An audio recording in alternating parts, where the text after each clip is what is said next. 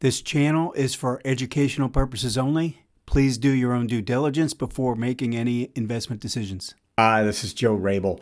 So I'm going to give you a stock market update. But before I do that, I did want to make aware that I do not have a Gmail account. There's another YouTube channel that is impersonating me, and I want to make sure you're aware of that because I don't know what kind of scam they're trying to run. However, it's at Invest Like a Pro is the only channel that I run.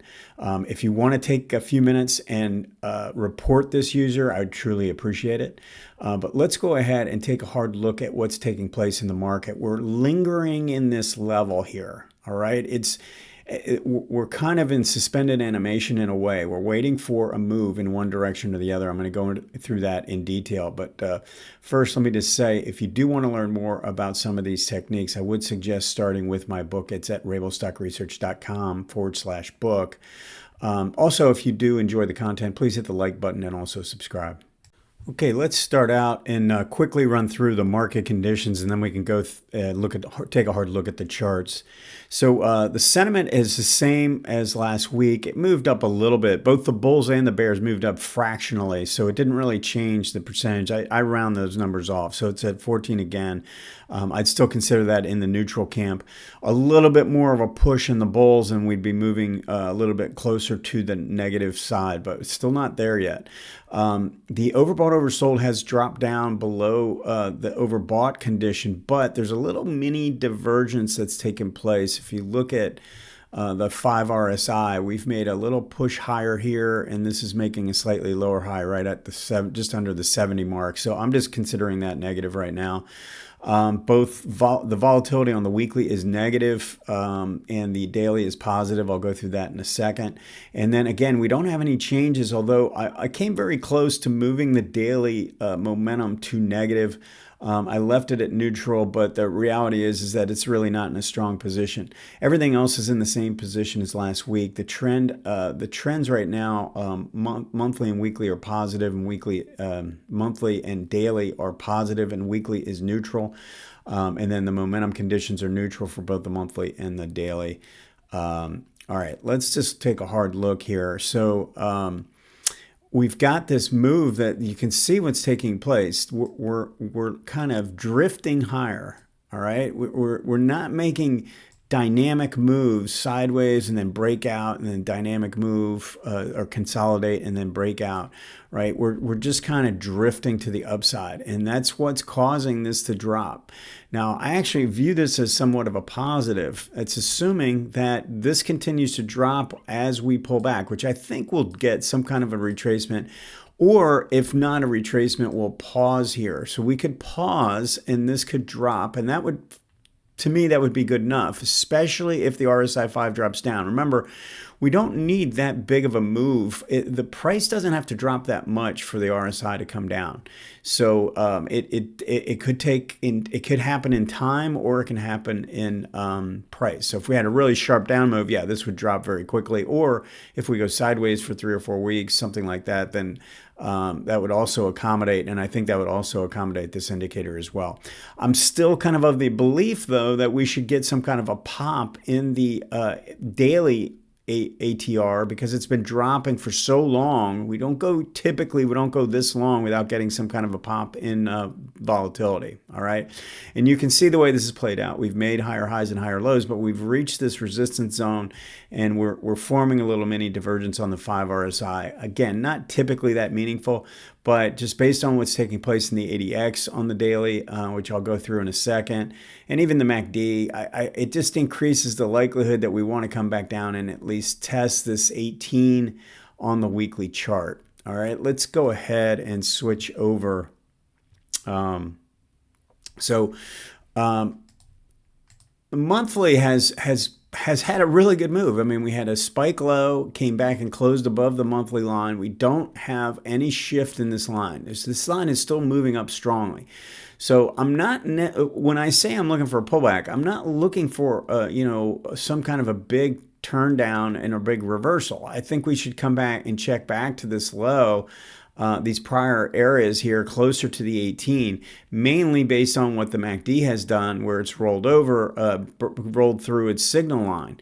when we have strong ADX and this is rolled over, a lot of times I'm just expecting a test. All right. Now, if you notice what happened back here, we had the same position of the market, but when it pulled back in a more violent way, and it stayed down. It actually it tried to hold the 18-month first, and then it broke through it. This is a slightly different pattern. It's more like what took place in 2020. All right, let's take a look at the weekly chart, because this is where it starts to get interesting.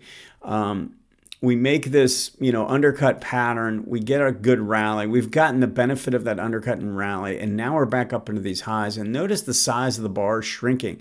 Now that improves the volatility signal, but it's telling me that there's not a lot of momentum here. The buyers are not that strong. It's not like they're shifting back above the sellers.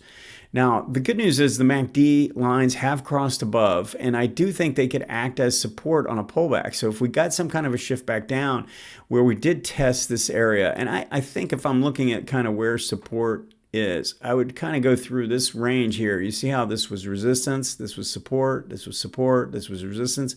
So we're right in this area. It's an area, it's not an exact point in time, it's not an exact level, but kind of somewhere in this range here, I think it's where we should find support if we decide we're going to pull back, right? Now, a possibility is that we don't pull back, we push higher, but based on this lingering weakness on the ADX on the daily chart, where green DI cannot make a new high. Every time this kind of pushes a little bit higher, this actually makes a lower high. It's telling us that the bulls have lost a lot of strength. What's missing is we don't have strength in the sellers. The red line, it represents the strength of the sellers. That's negative DI. We need to see that really kind of break out here, get a sharp move and break out not only above 25, but above these green peaks here. If that were to happen, if we got green DI to do that, then we get a new breakout, right? If red DI does that, then we're probably breaking, the likelihood is that we've already broken the 18 and that we're going to work our way down to that support area I was talking about, which on the S&P is somewhere in the area about 5,500, 5,600, something like that. Now, what I think is interesting is that we have turned down. We've kind of look like we're trading a little heavy on the hourly chart, but we don't have any momentum. So you almost want to see this break down below these prior lows here to kind of be a more convincing reversal. The other reason why you want to think that way is that if you're doing your work, you're looking at this, you've got your 1 is the break of the trend line, your rally is back up, and now 3 would be coming back down through this low. So that is actually confirmation of the breakdown to me. Now, if someone used the RSI signal here that took place on the hourly and the pinch play to kind of jump the gun, especially if you're hedging your accounts, hedging your longs, I don't have a problem with that at all. But I would say if I were trading, I really kind of want to see this broken. If I'm actively trading to try and make money in this index, I think I'm waiting for this to break down. And depending on how it takes place, I might actually short the breakdown, or I probably would wait for some kind of a rally back up afterwards if it's a little overbought. All right. So we want to make sure we're not jumping the gun here. I don't know that it's really worth it, because I do think we'll have, the funny thing is that we've got some room to the upside. I think we'll probably break to a new high if we do go to the upside. The problem is that it'll probably be short-lived. So if we do have upside continuation, play it for trading purposes only, in my opinion. I wouldn't play it for some start of some big move. All right. That's the update for the week. Let me know if you have any questions.